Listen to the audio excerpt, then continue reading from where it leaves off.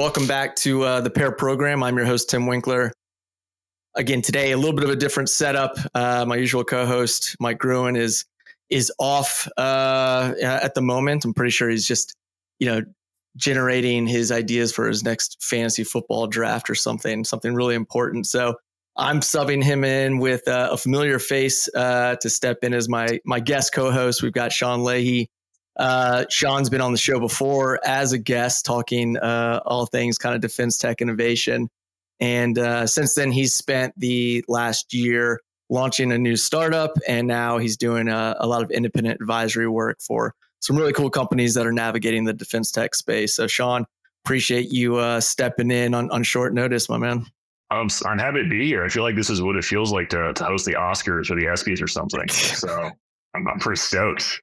It's like a high school reunion, It is. It's a little awkward, but we'll get it. We'll get through it. So you and I were catching up. This morning you mentioned that you had moved out to Winchester, Virginia, and so folks not from around here may refer to Winchester as like the Boondocks or the Sticks. What was your motivation for behind that move? So I grew up in Nova, Northern Virginia, right? So Fairfax County, and then only left for 4 years to go to school in New York, and then came back, and my whole professional life has been there. And straight up, Nova's just changed, right? The data centers in Ashburn, the Ballston Mall, where my brother was living for a while, is this like amazing metropolitan sleek spot now. When I was growing up, it was dilapidated and like kind of dangerous to go to the Ballston Mall before they revitalized it.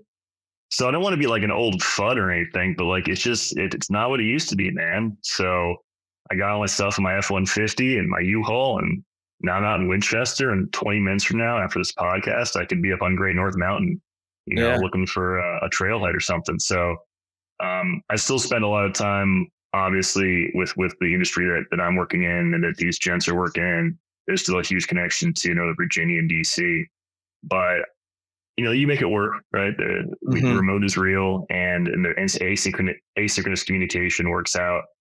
So man, but I'm out here in Win City, home of the Winchester Royals college wood bat baseball team. Home of the Apple Blossom Mall. Home of the Apple Blossom Mall. 20 different breweries. It's a big deal. It's a big deal, man.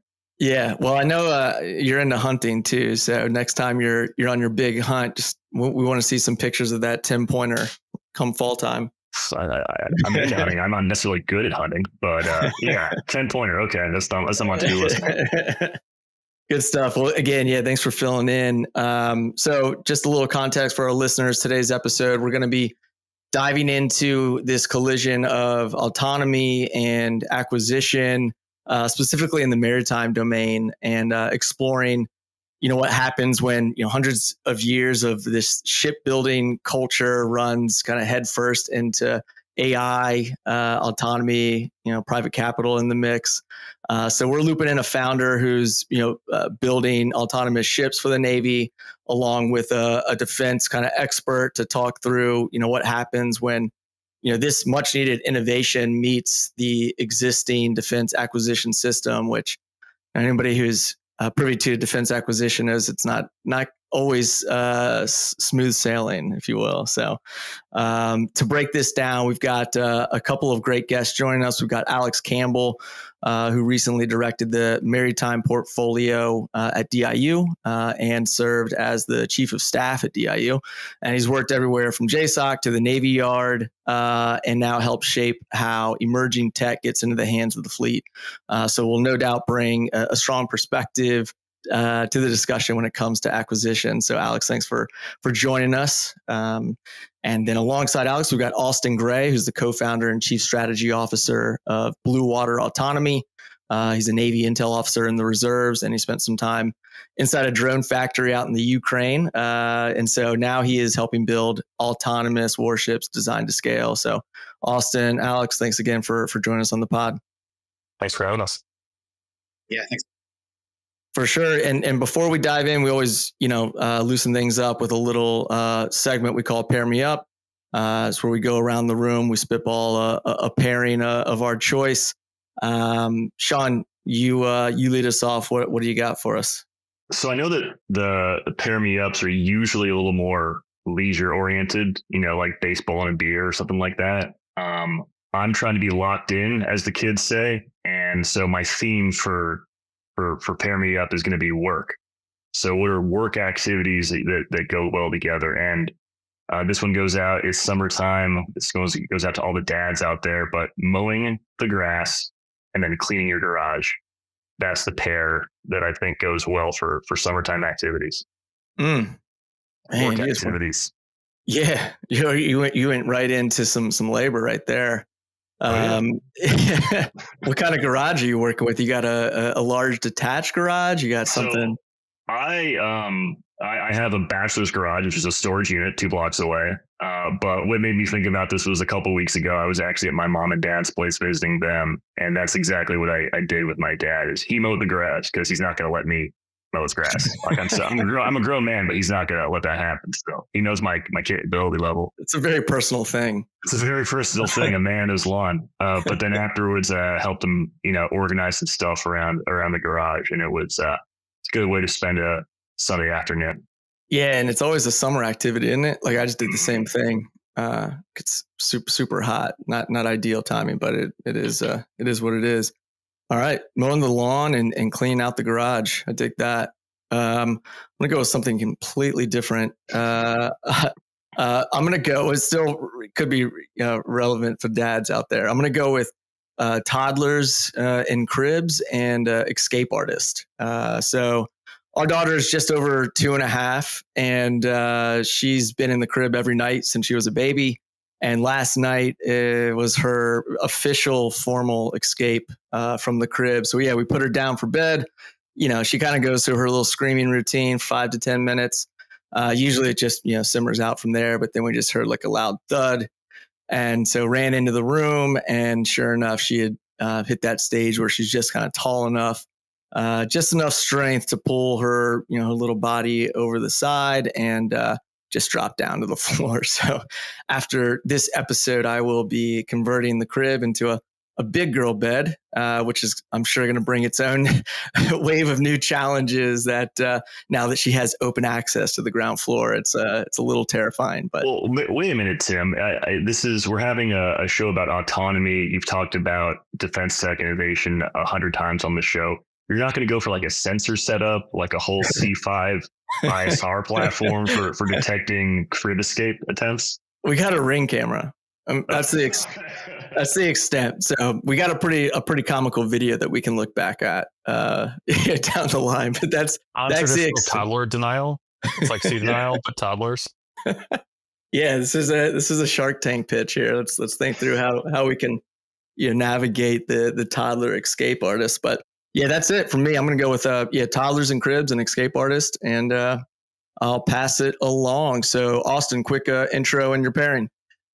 Okay, so Austin Gray. I think Sammy, you have a great intro of me already, so I'll skip the personal bio. But I'm going to pair up Dr. Pepper with Tex-Mex enchiladas, and I thought of this. I was having a great lunch earlier when you texted me. And I was like, wow, what do I want? I really want a soda right now because the dude across from me ordered a Coke, but I sort of stopped drinking soda. I don't really know why. I just don't order it much.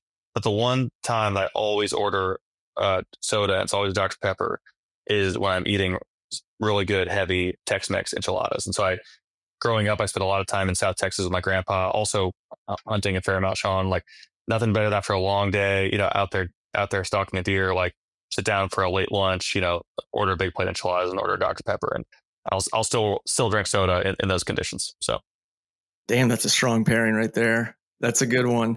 Yeah, it's something about soda when you don't drink it very often. It's just like that reward. It's those bubbles, man. They're super satisfying. But pairing it up with Tex-Mex, that's a good one. That's a pairing that leads to a nap pretty soon afterwards. Hey, yeah, you're out. It's game over. I dig it. I'm glad we got a little food and drink into the mix. Awesome, Alex. Yeah, quick intro and your pairing. No, right on. Thanks, Tim. Actually, I think you did the intro great. Navy officer, a lot of tactical experience, combat experience, and then a lot of acquisition experience. So happy to be here. My pairing is going to be 6:30 a.m. Work phone calls, daily work phone calls, and streaming toddlers. Because that I think I mean a good year of my life was exactly that.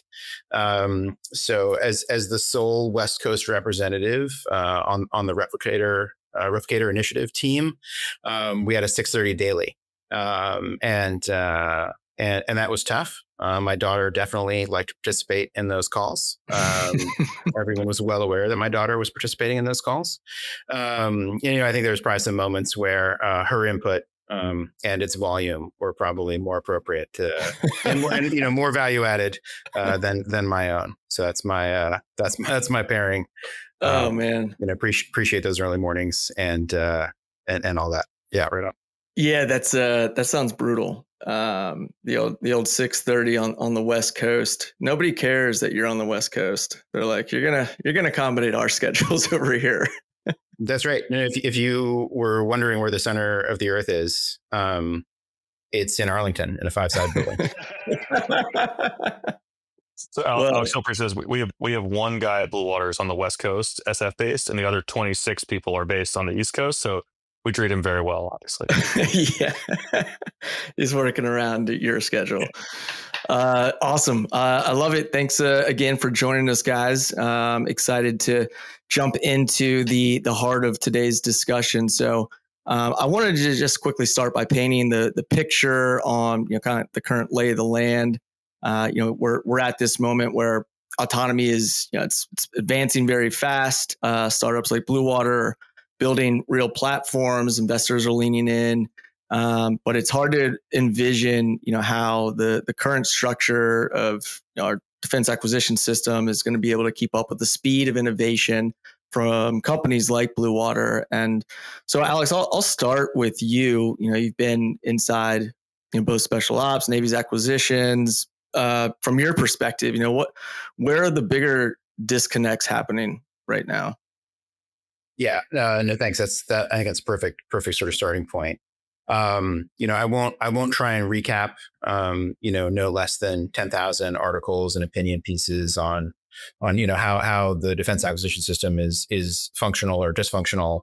I imagine the audience here is probably pretty familiar with some of those basics, right? But those basics matter, right? And from a uniformed military perspective, accountability is everything, right? And in this case, you've got one set of leaders responsible for the finance and the requirements, and they have authority to make decisions.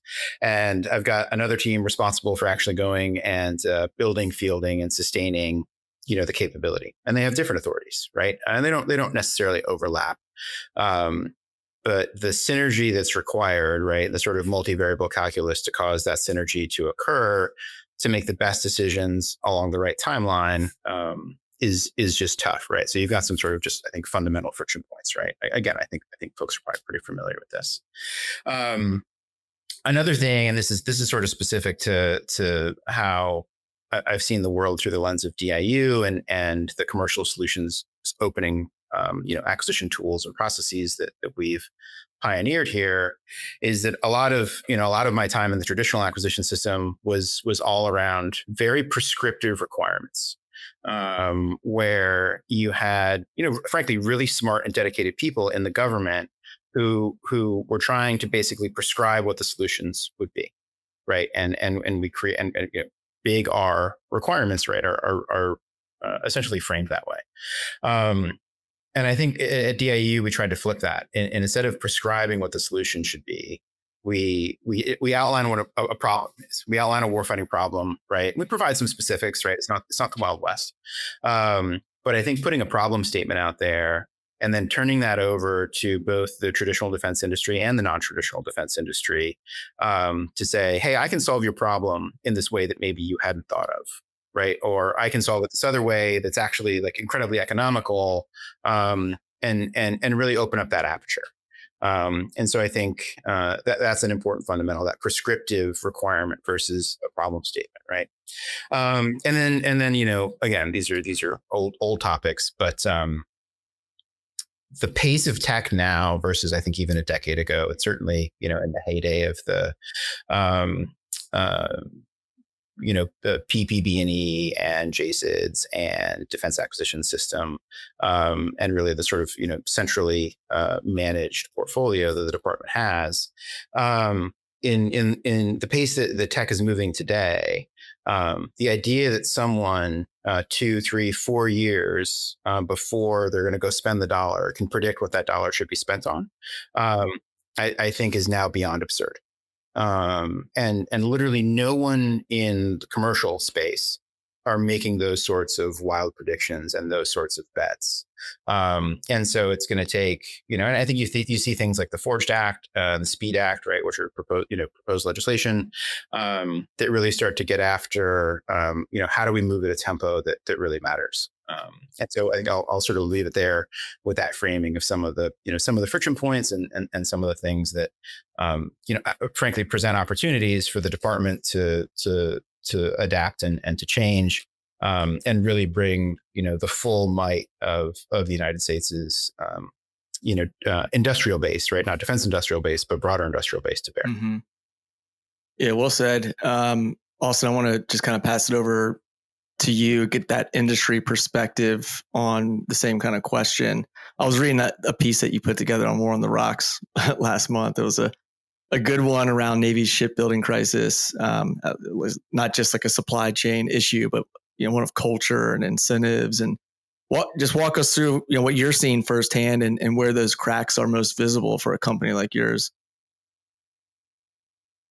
I think picking up where Alex left off, the Speed Act and the Forge Act and the lines of attack against speeding up, the way that the Pentagon decides what it's going to buy, or really where it anchors down, right? I think there's 5, key pillars of the Speed Act that I looked at this morning for something else. It's go after acquisition reform, go after requirements, deregulate a bit, help the acquisition workforce out, and then help the actual industrial base itself. And if you think about that, 4 of the 5, if you take out industrial base, 4 of the 5 are inside the government, right? And the 5th one's the industrial base. And I think if you step back in there, it's like, well, what Alex said, we need to unlock the full potential of the American industrial base and really the whole American economy, right? The whole American population. What I see on the private side is if we have a good enough idea, we can go raise insane amounts of money very quickly, right? Like in a few months. If we have, a real good idea and the right backing and process and plan and pitch, we can go hire really good people in a few months. And like hiring takes a little bit longer to get the right people and onboard them and get them up to speed. But in 3 to 6 months, hiring teams can be in place pretty quickly to move out and change things, and we can then go build stuff. And so we could create a whole company, inside of the cycle during which the government could decide to just spend $1 in 5 years, right? And so I think many of the companies that are out there, Bluewater has been around for a little over a year. We're pretty new still, but there are, I think, companies that are very important for the defense industrial base right now that have only existed for 2 or 3 or 4 years, all of which are inside the cycle that the Pentagon set up to make decisions. And obviously it was set up that way, decades ago in order to make it hard to change your mind. That was the whole point, in the early Cold War. And so it's really around making sure that all the different parts of the cycle that are feeding into each other, if you do like a big process flow map, that they can speed mesh. Because if one of them is much slower and everything to some degree depends on that slower one, then it's going to slow down the entire American economy. Mm. Yeah, Sean, I'll pass it to you because I know that you had a couple of thoughts on this as well. Yeah, I mean, to a big extent here, you guys are preaching to the choir. Alex is right in that, everyone sees the issues. I think we've made progress. If you go back 10 years ago, people weren't really talking about acquisition and procurement reform outside of a pretty small group of folks who had really, kind of grown up in that world. And now it's front page news. Palantir is putting out their 13 theses or however many it was, and you're having Palmer Luckey getting interviewed and talking about it on Bloomberg. And then, thousands upon thousands of blog posts. So, and people know like what kind of needs to happen, but there's also some fundamental tensions. So Alex, you started off your comments by saying that for uniformed military personnel, accountability, responsibility is always paramount.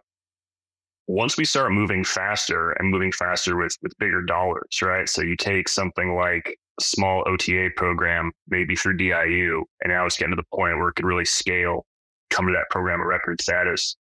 Well, now we're talking about hundreds of millions or billions of dollars. And so DOD, but also Congress wants a lot of visibility into how that money's spent. They want that accountability at PEO level and subordinate levels to it on how the program development is going. But that observability in and of itself can slow things down, right? So to the point you made about 2 to 4 year technology cycles are just way too long. Well, for us to make sure we've crossed all of our T's and dotted all of our I's in terms of accountability, it's just going to take longer.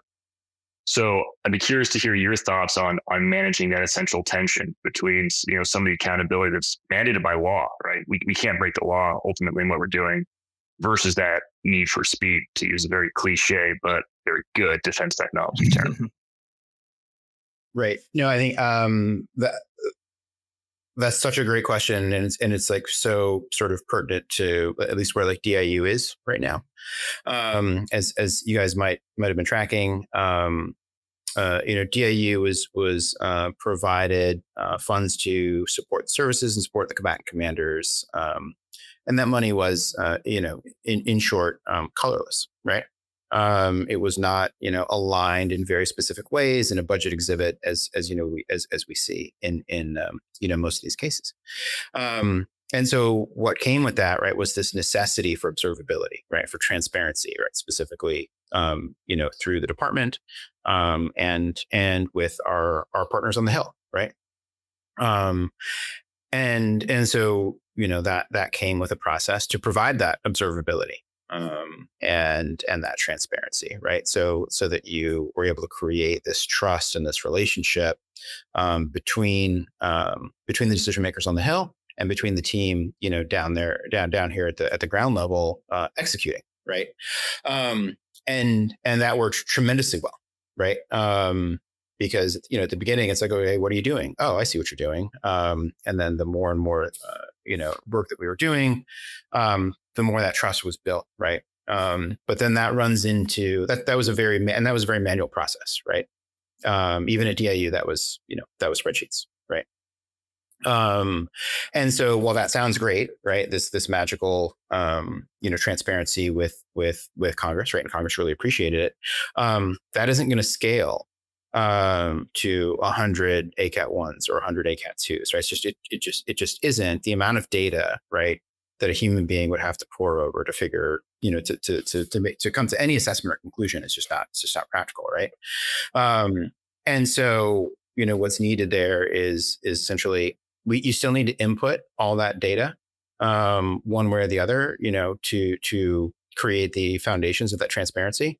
But then that needs to be essentially, transformed into a digestible product, right? That, let's say, a Hill staffer can make sense of, right? Because the whole department can't shoot over a 300,000 line spreadsheet. That's not practical, obviously. And so, the next step, and DIU is working on this, is, how do I synthesize my execution data to create that transparency so all of this is serving the speed that's necessary, right? Yeah. Right. So transparency into trust, into speed. And then, what are modern tech tools that we can use to create, or not to create, but to sustain that trust in the relationship. I think I really like that you built it out that final way there, where trust is in the middle and building those relationships. We've seen a lot of new entrants into this defense industrial base for the past roughly 5 years. Some of these people have no, prior military or federal experience, and they're learning the ropes as they go on how the government buys and what it's like to have a relationship with a federal or defense customer, intelligence customer. Austin, from your perspective, you're obviously not a neophyte. You know what you're doing here, but as someone who's running a defense tech startup, where are your kind of pain points or concerns in developing trust relationships with your defense customers? What do you try and establish up front, and then what do you frankly look out for to be a good steward of your business? Yeah, I think that trust is the most important commodity in any relationship, as far as I'm concerned. I think I've probably like said that in the office. I've like said that in like personal relationships, right? I think it's like a huge, huge thing. I've built relationships, I think, and really started Bluewater and the thesis for it based on listening really closely to, and this is kind of a unique founder thing, right? Like I went out and basically did BD before I had a product, before I had anything to sell. And I just called and listened to people uh, like Alex and like people who, have like maritime portfolios and shipbuilding portfolios and are, end users out in the Pacific about what they need, right? And how the tech is changing. And all right, and we skate to where the puck might be, right? And it's nice in that situation because you can go in and they know you have nothing to sell and you know you have nothing to sell. And you're just listening to try to establish like, I might go try to solve this problem. Would you just help me with some information so that, if I get the right information and some information from some other people, maybe then I'll go try to solve it, right? And I'll use that information to, to convince other people that we could, in fact, skate to where the puck's going to be and go solve that problem. And so that's the basis for me of building trust is we're not even selling anything yet. We're just going and listening to people and talking about how we could solve the problem. And I think people appreciate that because people, joined the military. I joined the military because they want to execute a mission they're passionate about, right? They want to serve their country. Some people want to do cool stuff, right? People want to travel, see the world and help their countries and the men and women staying next to them. And if you come to them kind of on a similar mission of, hey, I want to solve this national security problem, they're probably going to try to help you out. That's a lot different than, being a used car salesman. So that's the number one thing that I think can work. And to answer the direct question of like, what's the pain point? I would say building trust with people when you have that approach isn't the main challenge. The big challenge that we face every day is how do you find the people in the government who have the right tools and the right money and the right, and like they have been ordered by their boss, right, to solve that problem with that money and they have the right shape tool, And so Bluewater is a great example because like we're building a ship. How many people in the government are allowed to buy a ship, right? There's like very few, like I can name them all, but there's very few. Now, if I was, if I was, selling a keyboard, I actually, as an ensign, an O1 in the Navy, I bought keyboards. There's a lot of dudes and girls in the military who could buy keyboards because a lot of offices need keyboards and you can get them under, different acquisition thresholds and all that. But a ship's probably on the opposite of the spectrum, very few people can buy a ship. And so we need to shape the acquisition tools we have such that, everything can be purchased by the right purchaser. And the drones and the new tech, sometimes that's hard to pull off, at the right level. Mm. Yeah, I wanted to actually touch a little bit on, the money aspect of things here in terms of, there's obviously been a huge wave of private capital that's backing startups in this space. Austin, for you, when you're talking to investors, how are you communicating or how are you kind of like streamlining, their understanding of how long or complex that the shipbuilding timelines? I mean, we're talking, just for context, so they used to mention, or what I read was 100-foot unmanned vessels at Bluewater. How are you kind of like describing the timelines for, platforms like what you're building and kind of communicating that tied to the dollars that are being invested? Yeah, I think that we seek to find ways we can match the product development and build cycle with some sort of sales cycle. So fortunately, there's different types of money and tools, the government, right, that can, invest in us in different ways. And the good investors know that. What's unique here for me, and probably very few startups with this problem, is that I'm actually building something that takes forever to build. It also takes forever to buy. So we kind of have some speed matching. It's definitely high risk because you only get a few shots on goal over time. But what if you could build software, like say you built software to move all the acquisition data and replace spreadsheets for Alex, right? and you built the best software in 6 months. I don't think you could solve that problem in 6 months, but you built like a really good MVP in 6 months because you can code really fast and got a bunch of guys who are good at coding. Well, guess what? The government's not going to be able to buy enterprise software to, go into all their most sensitive acquisition systems in 6 months. So the speed match between the acquisition, the acquisition cycle and the product development cycle is very different. But for me with ships, they're actually both really slow. And so that's the glide path that I'm on, but it's not the case for I think most matchups. Yeah, and then the defense budget for your kind of category of unmanned surface vessels. I think you in your article I mentioned something around a little over $2 billion. Yeah, tied so to that. the House version of the big beautiful bill was 1.8 billion for medium USV, and the senators came in on top and they pushed up to 2.1, and the senators were victorious over the congressman, and it finalized at 2.1, which I was obviously excited about. Yeah, Alex, on our discovery call, you had kind of, I think you had put it, you said that we're at this moment that is catastrophic success. There's tech, there's funding, but the fielding pathways just aren't there. I'd love to hear a little bit more of your thoughts on what an ideal scenarios could look like to kind of bridge that gap. Yeah. Thanks. I think that's the perfect. I wrote it down right? specifically. Right on. I probably overuse that term these days, but it's a good one. I think that frankly the department just doesn't quite understand the role of private capital. There's a muscle memory thing here, right? That I think really matters, right? So if you train a workforce over the course of 10, 20, 30 years, in the way that our acquisition system is structured, we write a lot of, not exclusively, right, a lot of cost-based, cost-plus type contracts, right? And we fund the development of things, of capabilities with government RDT&E dollars, right? And we're very used to doing that, right? And we're very used to doing that. And in that structure, most of the risk is really on the government.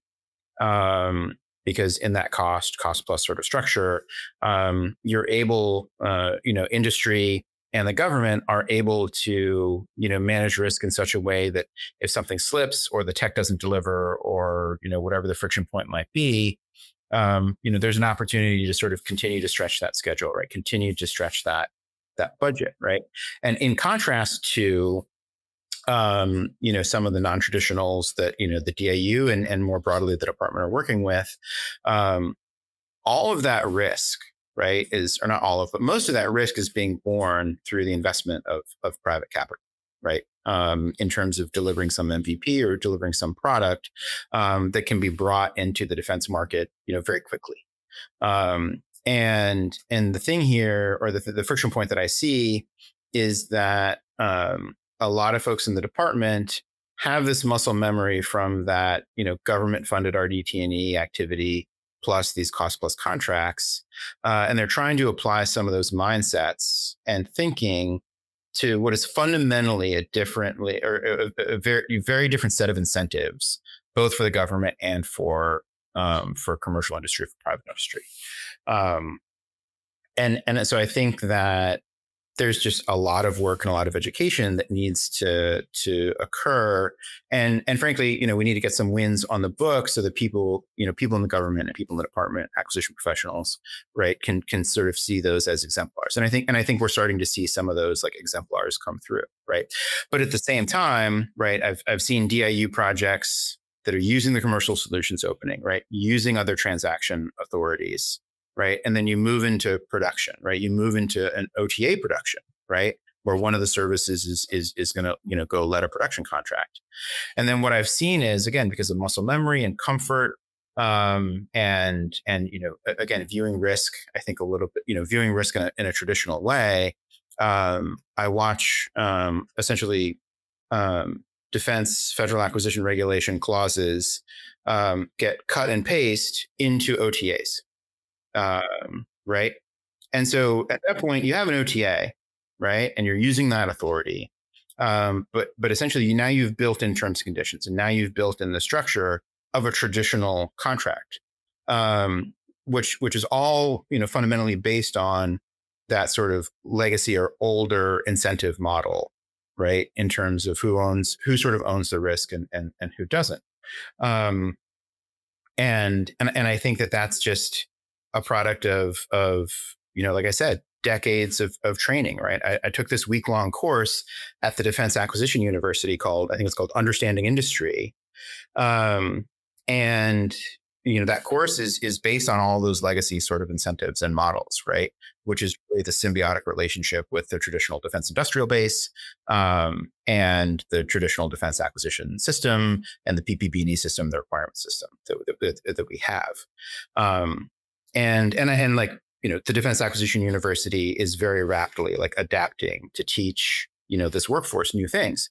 But this workforce is hundreds of thousands of people, right? It is a lot of people. And so there's a tremendous amount of learning and adaptation and comfort, that's going to be necessary to give that workforce the tools to be able to operate seamlessly in both environments and be able to switch, their mindset from one set of incentives to another, in order to really achieve that catastrophic success, but achieve it at a scale that matters and not just sort of one-offs here and there. And we were talking about it before. And achieve it for programs that have $2.1 billion in a reconciliation bill.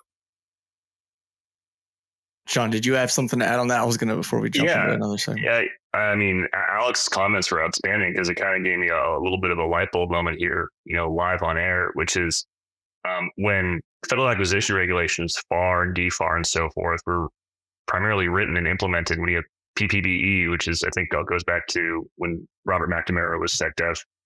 That's the 70s and 80s.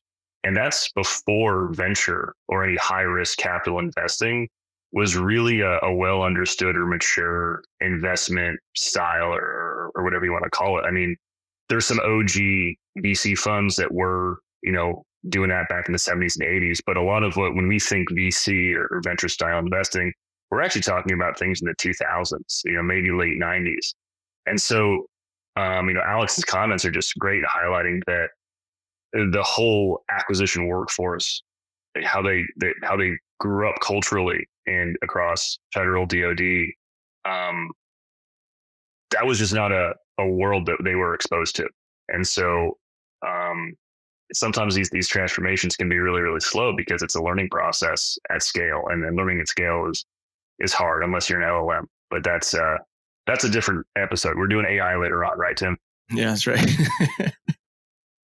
I wanted to jump into a segment that it's talking a little bit more about like measuring readiness in more of like a modular world. And that term obviously is going to mean something very different. We're talking about, large destroyer, warships versus like 100-foot autonomous vessels. So I'll jump to you again, Alex, on this one. What kind of like metrics needed to shift when it comes to more like software defined hardware and building unmanned vessels like those from like a Bluewater? Yeah, no, thanks for that. When you take an approach, well, first of all, I think there are ships, and then there are ships, and then there are destroyers and submarines and aircraft carriers, right? And if you look through if you're a if you're a destroyer builder, right? And I think there's some echoes of my previous comment here. If you've been a destroyer builder for 10, 20, 30 years, right? You see the world through the lens of a destroyer builder, and that's okay, because you're probably really, really, really good at that, and America needs it, right?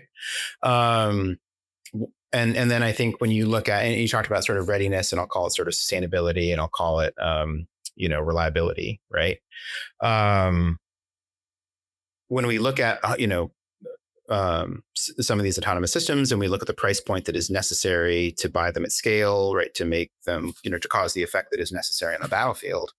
I don't know that looking at them through the lens of a destroyer builder is going to yield the best result, right? I would argue that when you look at we know what it means, right? And we've tested this to build a propulsion system with the necessary reliability, right? We can build 100-foot 100-foot commercial ships that aren't necessarily up to the standards of a destroyer, right? And in this case, if I build that 100-foot ship and I never intend to put human beings on it, I can build that ship very differently in terms of how it behaves, in terms of sea state tolerance and these sorts of things. But my point here is that when you look at a destroyer versus when you look at some of these autonomous systems, I think you're more able to leverage the commercial world. And essentially, the hardware platform should be trending towards commoditization. And the software, therefore, is what really matters, right? So I talked about the lens of a destroyer builder, right? And I want to contrast that with looking at an autonomous system, or in this case, a ship that isn't a destroyer, through the lens of a software developer, through the lens of an autonomy developer, right? Through the lens of an automated target recognition developer, through the lens of a hardware system automation and reliability and failover, like software engineer, right? Which is just different than a destroyer builder lens, like, and that's okay. But it really matters where you start, right? If you start from the lens of a destroyer builder, I think that there is risk in terms of building, almost building the wrong thing, or not building the most sort of effective and efficient thing based on what the actual task is.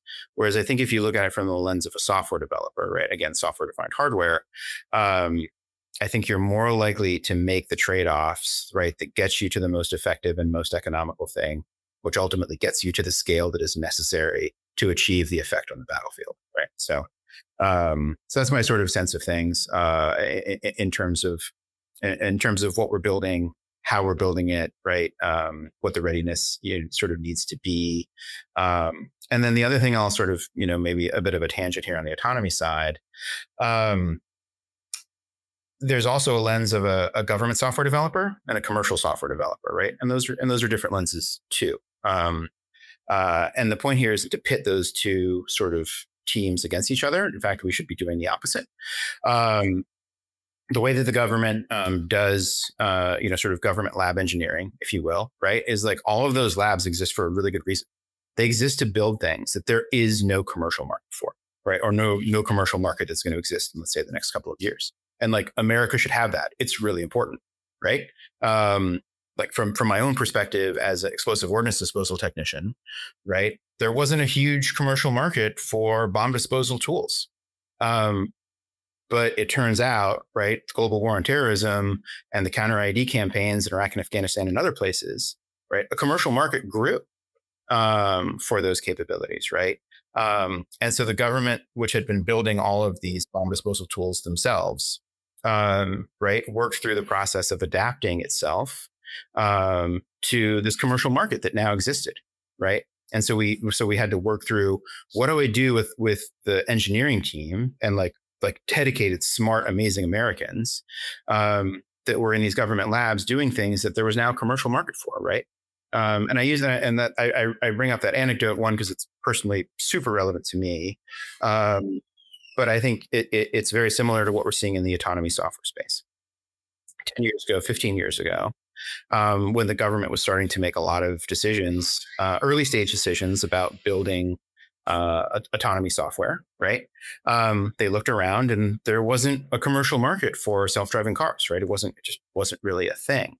Certainly not one that it could like really tap into. And so it did what it is supposed to do, which is started to develop those things on their own, right? But here we are in 2025, and there are very mature commercial, both platform and collaborative autonomy development going on in the commercial world. And so, how does the government adapt to that changing commercial and technology marketplace to take advantage of that, that part of the industrial base, right? And not only do that simply because it's better, but also like and I get if I say far like 5 times on this podcast, I get right. FAR Part 37 literally like highlights that federally funded research and development centers and university affiliated research centers and government labs, right? They shall not right, compete with commercial industry, right? So once you've identified that there's a mature commercial, sort of industrial base out there to do these things, you've got to tap into it, right? That is how our system is like fundamentally designed, right? But I've personally observed, and I totally get why it's like hard. It is hard to make that transition, right? Because the government has invested a tremendous amount of blood, sweat, tears, and money in developing these things when there was no commercial market, right? And so you have this whole, sort of government business ecosystem around these capabilities. And so how does the government identify, right, investments it's made where there's now a commercial market, and how do we, sort of do an orderly transition from a government sort of ecosystem of development to a commercial one? So, yeah, I think Alex, your point on reliability as part of the answer, with software, but to the sustainment cost is really interesting. Because if I think about, the parallel of like a destroyer compared to a regular ship. So like if you're going to the hill and you're saying, hey, we're going to build this ship and every people on it, it's be like, all right, how is it going to be safe, right? But if you're going to build the ship and there aren't going to be people on it, it needs to be cost effective. It needs to be reliable and not break down and cause immediate problems, to cause, the CO of a destroyer to have to go and pick it up, right, and rescue it, And so you design everything totally differently. And then when you actually have a fleet of them, let's say of whatever the type of vessel it is, you've got 100 of them, right? And if they're crewed, you have to keep all 100 of them in your OFRP, like in your operational cycle, to keep them manned and trained, and keep the sailors trained, and keep them not rusted, right? And keep them just certified to operate. But that's because humans need to keep learning. If they're unmanned and the software is the thing that's learning, you could leave 90 of them stored during peacetime, right? Under a tarp or in a dry dock, and have 10 of them out there on patrol learning for the rest of them. And the software updates can then push, to the central brain. I know it sounds like Skynet, but you could have 10 of them out there for a fraction of the cost, invest a bunch of those savings, in a bigger software team, and just have a few of them learning for the rest of the fleet. And that'll, I think, create a lot of savings for you to be able to scale up, the intelligence and the production later. So that's just like one example of where your resourcing really changes about like what you're prioritizing, over the course of the life cycle of these vessels. Yeah, Sean and I were talking a little bit offline, and it's a little off topic of like, the technology side of things, but we think about like just the infrastructure. Like, do we have the shipbuilding infrastructure, the ports, to move, the type of work that you're doing, Austin, like to scale? I think, Sean, you're kind of thinking through yes. like the dry docks and stuff. I have a quote here. Most complicated hardware, such as warships, are not only time and capital intensive to produce, they face hard constraints in workforce, infrastructure, and supply chain. That was from a guy named, let me see here, Austin Gray, also in War on the Rocks. Little tip for podcast hosts: if your guests write something, you should read it. Austin, what's the current situation with that production infrastructure, ports, et cetera, when we're looking at autonomous maritime systems? So, that quote apply. Building hardware is hard. Building, complex warships is hard. Exquisite warships, the way they go through the requirements process, the way they're procured, and the way that we expect them to be survivable and tough and very, very, very lethal, they're hard to build. Right now, you can only build destroyers in 2 places, period, right? Those 2 yards are really good at it. If you're building simpler vessels, even big 150-foot ships, like they're pretty big, right? But they're actually really small for ships. They're just bigger than the other robots that we normally think about. We think we can build those in 20 or 30 or 40 yards in the United States. The DARPA guys say 44 probably, I think, for their unmanned ship, but it's probably 20, 30, 40 yards, something that size. That's because those shipyards are building with steel and or aluminum, depending on your choice of hull. They're building things of the same size, like ferries, like tugboats, right? Like offshore supply vessels. And so it's really a design for manufacturing approach where you just work backwards from what can we already build and what do we already build in these ports. And then let's think about, if we have some requirements that fit into what we can already build, what will we do with something that had those requirements and those specs, right? So that's the building answer. I think there's a lot of work to be done to increase the basing, especially the forward basing for sustainment, for wartime launch operations. The Army announced maybe 2 weeks ago they're opening a Palawan-based watercraft facility. That's really important. I was not aware of any, U.S. DoD, port infrastructure within at least 500 miles of Palawan. Palawan's an island on the southern Philippines, on the South China Sea, right? Like very strategic area. It's near some important choke points. So I was really excited to see that announcement. I think there's a lot to be done though for sustainment, for spreading out, different sustainment locations around the Pacific Theater, because you can't have one or two central hubs, where everything's going to go through. You need to have some distribution. And then I think we probably also want some West Coast shipyards. Although I'm arguing that there are many shipyards that can build unmanned ships. I think even more parts of the supply chain that can build very small, simple drones that are like truly very expendable and attritable. Most of those are for the shipyards in the South, and then some on the East Coast, and only a few on the West Coast. There's this thing called the Panama Canal tax that really jacks you up if you build on the East Coast. And so it would be great to have a little bit more capacity on the West Coast. And I think the same thing will apply for repair, because we're going to need to repair on the West Coast a lot.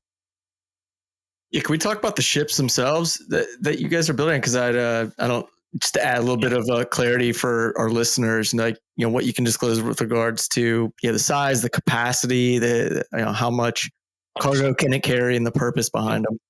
So I, and like, thank you for asking. I didn't come on here to like pitch my product. I came on here to talk with you guys, right? And that was, I already talked about, hey, we're building trust. So I just talked about the problem. So we're building the Liberty ships of the 21st century. These are mass-producible unmanned ships. If you go and read the proposal or the RFP, sort of an RFP, but it's effectively RFP from NAVSEA that came out earlier this week, they're asking for 3 different sizes. There's sort of three buckets. It's not really prescriptive over-spec requirements that Alex was describing earlier on the call.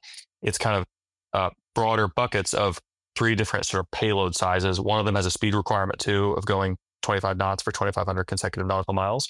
But the core to answer your question, Tim, is we are building a medium unmanned ship that can carry several 40-foot containers at transoceanic distances, right? My company is called Bluewater Autonomy because we are building ships for America's Bluewater Navy.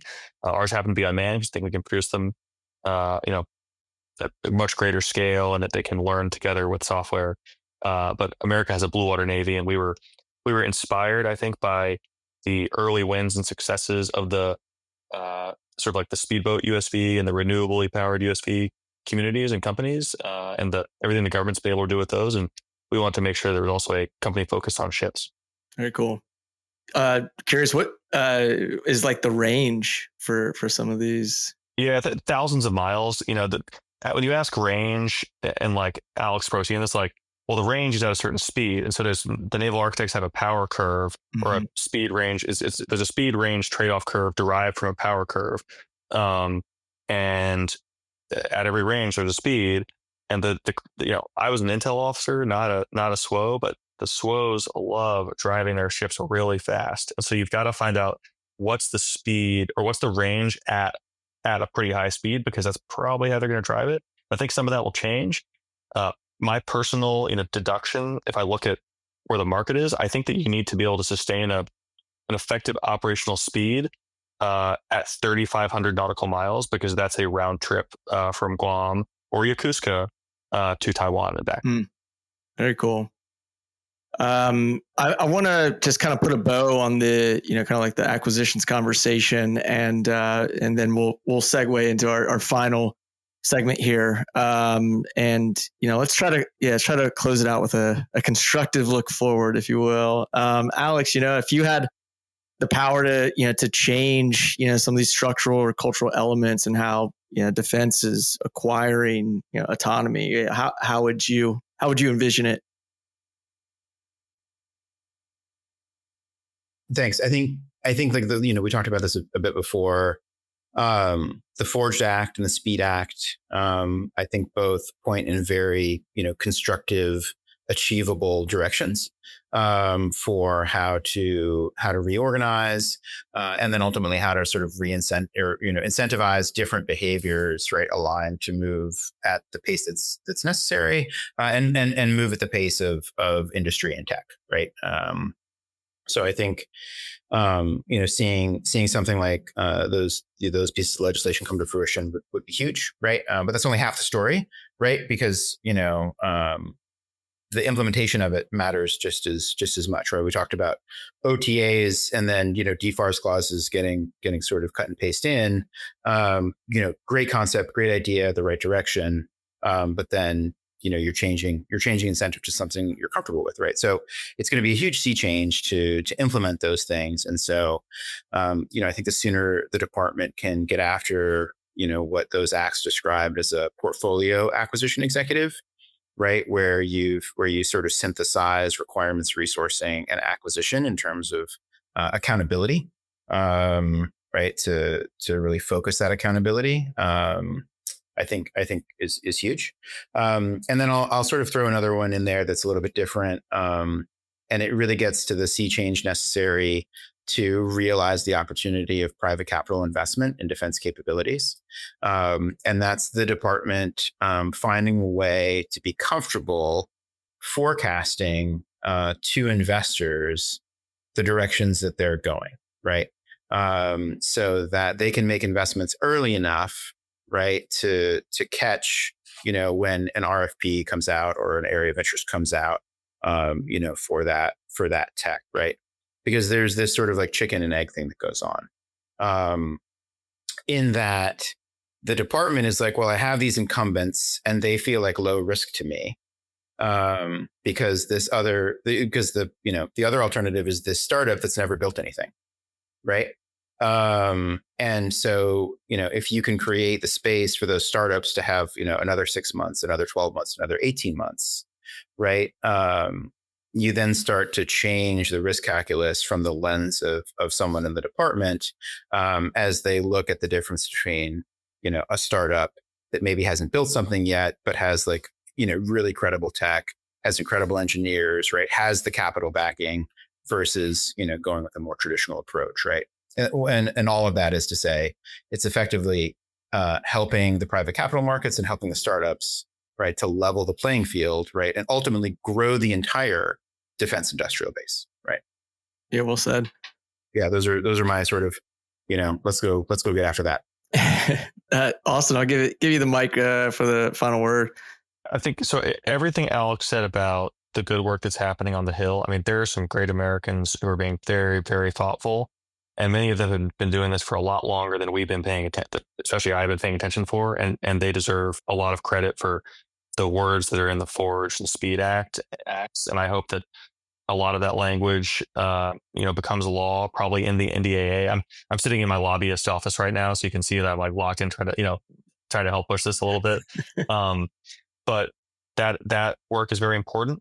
And the other thing I think is very important is something that I went on the record with Politico about a few weeks ago. There was a story in Politico pretty widely passed around saying, the executive branch, the administration is going to fire a bunch of admirals in NAVSEA, and they're going to do this whole like crazy reorg, and it's going to disincentivize people. And so there's a discussion there. The White House Shipbuilding Office, I think, is kind of scattered and done its own reorg, but there's also a lot of really good work going on behind the scenes in the executive branch. I think, at the political level, at the DoD level, and in the service, the Navy. And I think that should not go unrecognized. And there is a lot of reason for, I think, hope and optimism about the types of instruments that are being used to procure technology and get into the hands of warfighters. I'm very lucky to be working, with a program office that's really leaning into a new way of buying, buying technology for sailors and for warfighters. And I think that there's a lot that's yet to come, where the executive branch is going to implement a lot of good, exciting ways of doing business and buying stuff quickly. And I'm excited to see what's ahead in that space. And I think that we should be rooting for those great Americans too.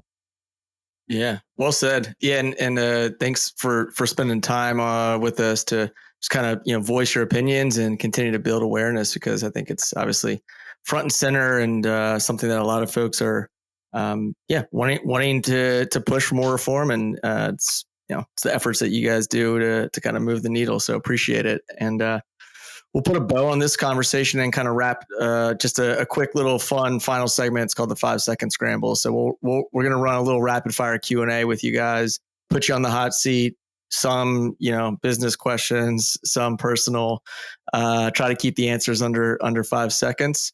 Sean, why don't you lead us off with Alex, and then I'll close with Austin. All right. So remember 5-second, Alex. So first thing that comes to your mind. First one is, what's the biggest misconception people have about the defense tech industry? That it's a bunch of tech bros who are just out to be tech bros. I know I like this. Yeah. Wearing a tie. I'm on tech bro. Great answer. Great answer. What's your go-to method for staying productive during super long work days, 14-hour days or 16-hour days? How do you stay productive? I walk. Oh, I go on walks. Yep. I was expecting an answer about Rippets or Monster energy drinks, but all right. No, that was when I was 25. That's Number 3, what's the most surprising skill you've had to learn in your career? Being patient. All right.